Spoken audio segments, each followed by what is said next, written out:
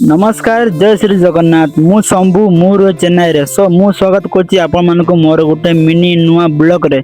सो एटा मोर प्रथम थर ब्लॉग जे किसी भूल भाल जे काम कर देबो सो आपण देखुथिबे केमते खरा हेछि खरा रे गरम रे भाई गुरुम रे सोयोनी आमे आसी छात पे सोउचे।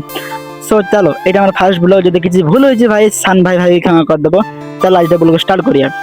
सो जेत कि मु सोइतिले मो सप मो सेना बिछना जेत कि सब सिला सब कुछ मु उठे दिले काना एटा होछि मेन एटा न उठे ना मो सपन के पूर्ण होएनी। सो मु उठे उठे देखी हाथ तळ आसिले काना एबे टिके बुरुस करबी तर आम सुप्राजता निद भांगिनी भाई अल्सो होई आछि तर आ गोटे पिला पडे हमर गाध होछि मु भाली रूम को देखला मो सांगडो खाउछि तापरे मु गली कोलगेट बुरुस धरकी मु छात तळ को पळेली तापरे मु कोलगेट ब्रुश आनी के टिके कोलगेट रे पानी देली तापरे 5-6 मिनिट टिके ब्रुश करले ना नो ब्रुश करने भाई खाइबाटा भल लागेबनी तो 5 सेकंड पर ब्रुश कर साला पर आसिकी मो धोइली काना मो धोइने भाई भल लागेबनी।